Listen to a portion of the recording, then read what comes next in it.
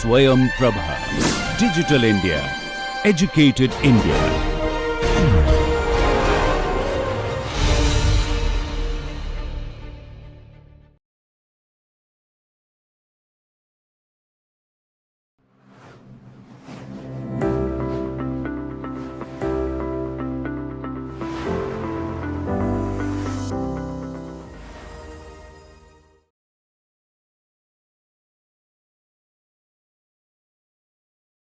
So, we are continuing with the impacts of activity based costing. When we look at the impacts of activity based costing, the benefits basically activity based costing helps you plan your what do you call it as profits, pricing decisions, product mix decisions, etc. much better or more precise.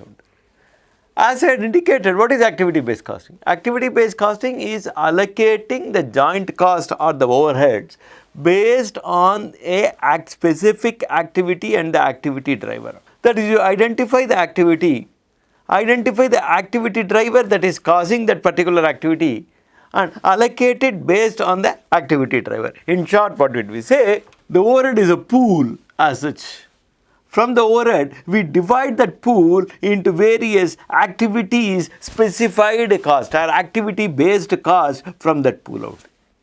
Once I have divided the activity based cost out there from that pool, I pick up each activity and then identify what is that activity driver out and then allocate it based on that out there. That is what we do in an activity based costing out there. Of course, it is not free from disadvantages. Because sometimes there could be activities very what do you call it as where it might become extremely difficult for you to identify the activity driver out. For example, let us say, to be very precise, let us say I run what is called as I operate a welfare, a canteen or a welfare measures for my employees out. Now, when I operate a welfare measure, I can allocate it based on the number of employees using it. That is relatively easier.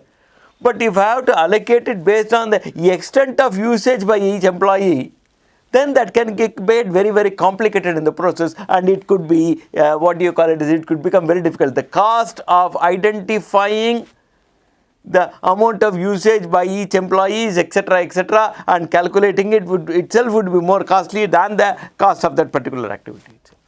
So what happens in those kind of issues we avoid, but normally we will stick to what is called as allocating various costs based on the activity and then identifying the activity driver and allocating it. Let us look at an example. Let us look at a comprehensive example in this particular case.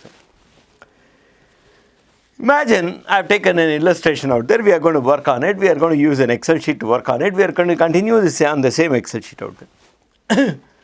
The total overheads assigned to a machine department is 17,03,000 out there. As you can see that it is about 17 lakhs out there, 17 lakhs and 3,000. That is the kind of total overhead, that is setup, receiving, etc. put together. Now, when we say overhead is a pool, so traditionally how were they doing it? They were basically taking this entire pool and allocating it on a specific arbitrary basis. So, for example, what they have done, they have allocated based on the labor usage basis. They have said that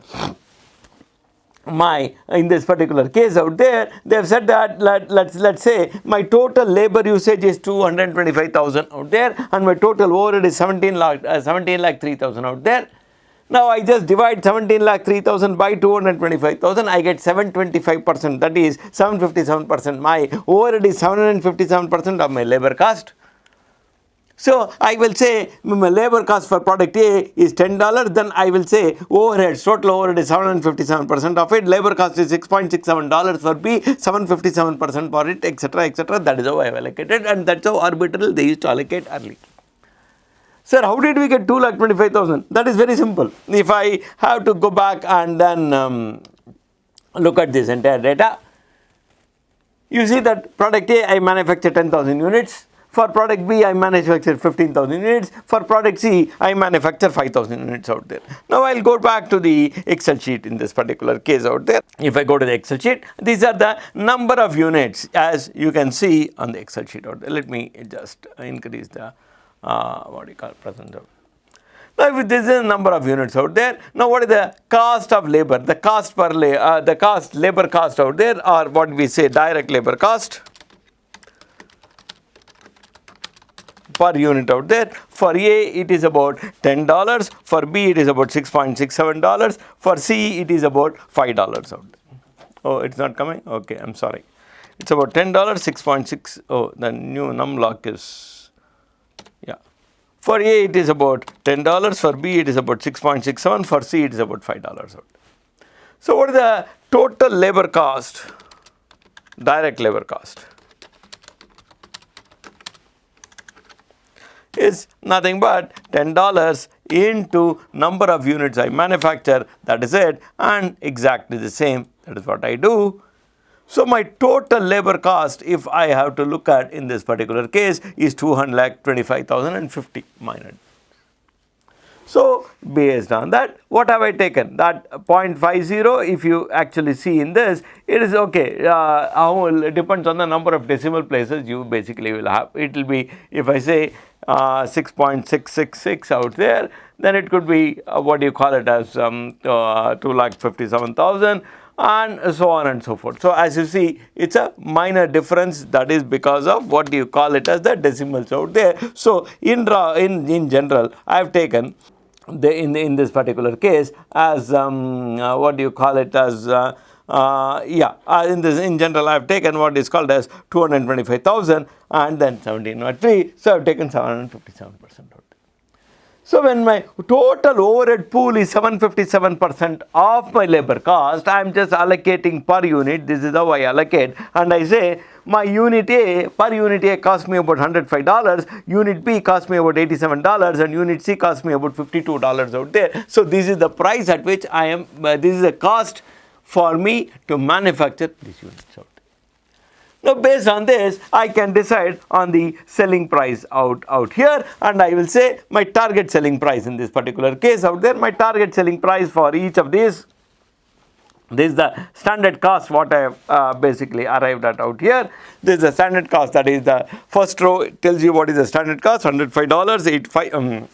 So, what we see based on that, the standard cost is about $105.70 out there. The cost for B is about $87. The cost for C is about $52 out there. Whereas, what is my target selling price? My target selling price based on that is my $162 for A, so $134 for B, and $81 for C, and I'll make about 35% profit out there if I do that, because my target is to make 35% profit. This particular company has a target of 35% profit out there.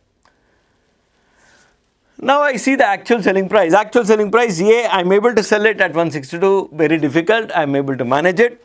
B, I am just not able to sell it at 134, I am selling it at a discount at 125, and C, I am selling it at 105, I am selling it more than the target price. So, what happens? My profit percentage is C, I am making 50% profit, B, I am making only 31% profit, C, I am making 35% profit out. My target profit is 35%. Now, what happens? You make a decision. Why? Because the product B is not giving me the desired profit. Let me drop product B. Let me divert that facility towards manufacturing more number of product C. I can take a decision like that if there is a possibility. Now, if you take a decision like that, you would basically could possibly end up in a disaster. Why end up in a disaster? Because we don't know which is the product, whether A or B or C is consuming more of these overheads. Because here we have allocated the overheads to all the three products at 757% of the labor cost, that's all. So, what happens if more overheads are being consumed by product C, not by product B or product A, then what happens?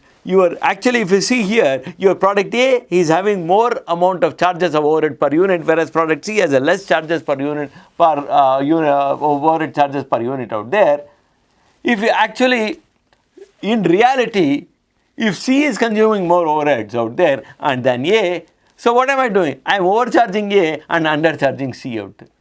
So if I close down the product B and then manufacture more and more of product C, then what happens? You could possibly end up in a disaster.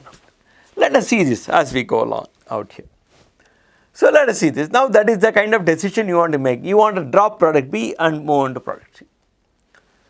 Now what happens? This is basically gives you all the details out there, and that details are basically also captured in my Excel sheet out here, as you will see out here in my Excel sheet. That is the number of units manufactured I have given you. The number of production runs out there is also I have given you. Even for product A, there is only one production run. In one production run, you manufacture all 10,000 units, whereas for product C, you need 10 production runs to manufacture these 5,000 units. Number of shipments, the shipments, that is, it has to get out of your factory also. For A, I send everything in one shipment. For C, I am sending everything in about 20 shipments out there. Number of components required for manufacturing 1 unit of A is 5. Number of components for 1 unit of B is 6. Number of components of 1 unit of C is 10 out there. That is the number of components that I require for manufacturing each unit of the product A, B and C. I can even move further to say that cost per component in dollars out. The cost per component also, if you look at in this particular case, I will say that it's about $4 for B, A and $5 for B, and it's only about $1 for C out there. Is it $1? Yeah, it's $1. It's $1 for C out there. Now I have the run labor in hours.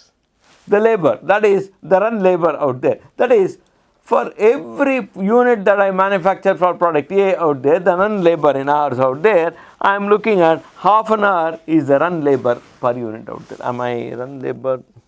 The labor cost per se is about half an hour per part out there for product labor cost. Run labor is half an hour per part for product A, 1/3 hour for product B, and 1/4 hour for product C out. Each unit. Machine hours is I need about 1/4 for manufacturing of product A, 1/3 for product B, and half for product C. And I need, when I need to set up the machine, and because I know the number of setups I basically will sort of look at out here in this particular case, I need about 10 setups. What number of runs out here? Number of set runs is about this. So every time there is a production run, I need to set the machine, and I need about 10 hours of what you call it as setup labor for product A, 10 hours for B, and 11 hours for every setup for product C. No, that's exactly what is described in this particular slide out there. They've got, what is all this? Sir, they've just got the aggregate of all. On the right side, that where my cursor is moving, they've got all the aggregates. That is what is the aggregate. They've said 10 hours, there's one run, so 10 hours. 5 runs in product B, so 50 hours for product B, so 50 plus 10 is 60. 11 hours for product C, how many runs? 10 runs, so 110 hours. Now let us say you set up labor. You need 10 hours per run. How many runs I have? I have only 1 run in product A, so 10 hours. How many runs I have in product B? 3 runs, so 30 hours out there, 10 hours per run. How many runs I have in product C? 10 runs, 11 hours per run, so 110. 110 plus 30 plus 10, 150, and that is the number of hours. That is what you see out here in this case. Same thing, run labor per part out there. Let us sort of look at. Let me get this also written on my Excel sheet out here in this particular case. Let me also get this written in my what do you call it as Excel sheet out here, so that it's easier for you to discuss as we go along out here. Now they say setup labor cost out there. Setup labor, total setup labor hours. Total setup labor hours, it is 10 hours per run. How many runs I have? I have 1 run out here, and that is what I need out here. Whereas for product B, I need 10 hours, but how many production runs I have? I have 3 production runs and 30 hours. And whereas for product C, I need about 11 hours. And then how many production runs I have? I have about 10 production runs, and that is what I basically see in this particular case also. And I see this as 150 hours out. Now, next what you see out here is run labor and machine usage. Let us sort of do the run labor and machine usage. Let us say run labor. Per part, I need about, that is total run labor.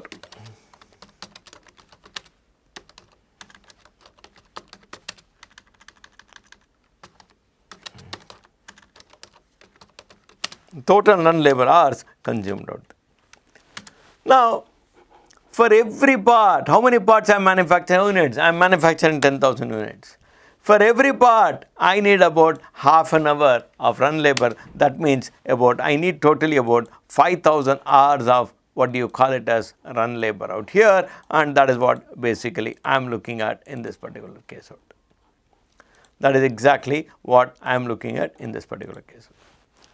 Now let us look at product B. Yeah, I say for I manufacture 15,000 parts, and for every part I need 1/3 of an hour. So I need about 5,000 hours. For product B, I manufacture only 5,000 parts and I need 1/4 of an hour. So I need about 1250 hours. So what I am doing, my total labor requirement is about 11,250, and that's exactly what we saw out here. Let us look at the machine usage also. Let us look at the total number of machine usage hours.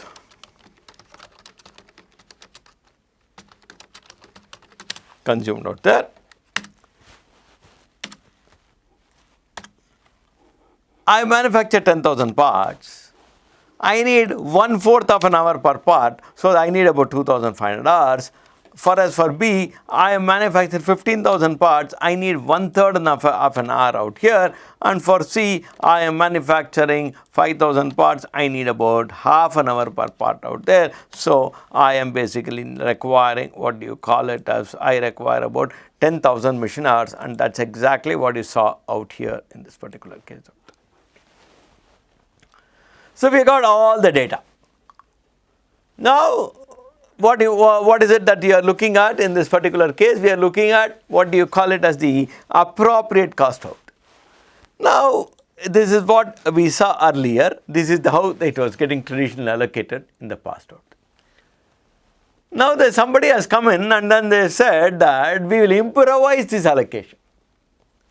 We will improvise the allocation out there. We will improvise the allocation. Now, they have said that, let us to improvise the allocation. They have said that it's a refined approach. They have said that let us take all these costs out there, and now this particular pool, what is here, the amount of pools, that is 1, 2, 3, 4, 5, out of the 5 overheads, I will allocate receiving cost based on the material consumption. I will allocate, what do you call it as, the machine hours based on the machine consumption, whatever. And I will allocate setup. So what they've done out here in this particular case, they've said that they've taken the material overhead, that is the receiving cost out there. I have allocated it on the basis of the material cost out here. They have taken the setup labor, allocated it on the number of hours consumed for setup. And all other overheads, all the other 3 overheads out there, they have allocated it based on what is called as machine hour basis, the number of hours the machine consumes out there. Let's try and see if we can do that also in an Excel out here. Let's take it from there.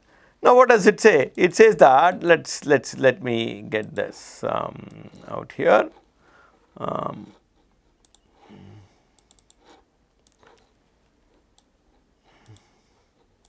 Let's say that there is product A, B and C, direct materials.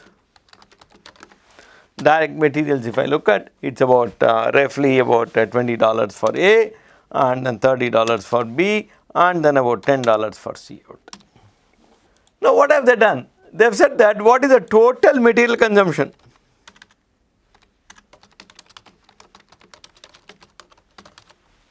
Total material consumption is cost, total material consumption in terms of basically total material consumption or total material cost, I would say total material cost out. What have they done? They have said that $20 per unit, I am manufacturing 10,000 units out there, so it will be 200,000 out here, and so on and so forth. It is $30 per unit, and then I will say I am manufacturing basically 15,000 units out there, and in this particular case, it is $10 per unit, and I am manufacturing 5,000 units out there. So they say that a total material cost is basically in this particular case 700,000. So they said that my receiving cost is basically, what is the total receiving cost in this particular case? We basically saw in this overheads out there. My total receiving overhead is about my total receiving overhead is about 3,000 out here. So what have I done? I will say I am going to divide 3 by 7 is what I am going to do. It's per unit out there. As it is, if I say in this particular slide out here, what have they done? What have they done out here? They have said that 3,000 divided by 700,000, that is, I will say 43% of the cost of material will be the overhead. So on that basis, I am basically going to allocate. That is what they have taken out there. They feel that it's an improvised method. It's a better method out there. So what have they said? They have said that if I am going to look at in this particular case itself, that is, what have they done? 300,000 divided by 700,000 to be expressed in the form of a percentage out there. So that will be about 43% out there. They have said that my receiving cost, I will say per unit in this particular case, my receiving cost per unit out there will basically be, what do you call it? This into 43% out there will be the receiving cost out here, and that is exactly what they have taken. So all the what do you call it as 300,000 they would have allocated. Then they have said the direct labor and other things out there, and all other cost out there they have allocated. Let us look at the other thing what they have done. They have said setup cost out. Setup cost, they have allocated it on the basis of the number of hours. In fact, if you look at out here, we say that setup labor hours is about $10, $11, and $10 and $11 out there. What is the labor cost per hour out there? If you see this, the simple labor cost per hour, that is, my run labor is half an hour out here, and my labor cost is $10 out there. That means per hour it is $20, and that is what your problem also indicates in this particular case. My, what do you call it, as my labor cost is about roughly about $20 out there, and that is exactly what we also see in this column out there. Labor is $20 per hour. You can also calculate. You can also otherwise look at calculation out here. We will say my run labor, setup labor cost. We are just keeping labor cost. There is no difference between run labor and setup labor. There is no data on that. So when the labor is half an hour per part out there, and the cost of labor is $10. That means per hour my labor cost is $20 out there.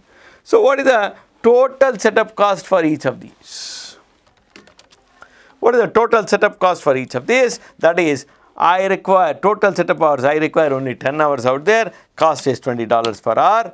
I require in this particular case 30 hours out there. My cost is about $20 per hour. I require about roughly 110 hours out here, and my cost is $20 per hour. My total labor cost, setup labor cost in this particular case is about $3,000, and that's exactly what you see in this pool out there. My setup labor cost is $3,000. Right, that is what. So what have they done? They have said that why not we divide it by the number of units. So setup labor cost per unit,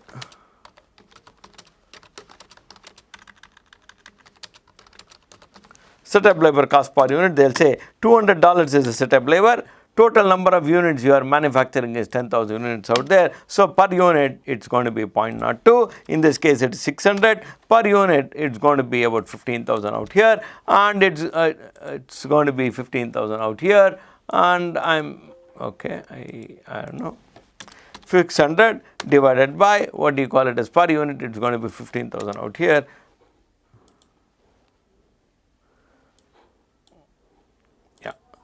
So what I do, it's 600 out there, and per unit it's going to be about 15,000 out here, and that's what I get. Whereas it's 2200 out here, and per unit it's going to be 5000 out here, and that's what I'm basically going to get. So per unit labor cost I basically got, and that is exactly what you see in the figure out here in this particular case out there. So what did we do? We got per unit this one, material receiving cost, per unit what is called as setup labor, and that is, let me go back to my Excel. You can actually see that we got both out here. This is what we have got.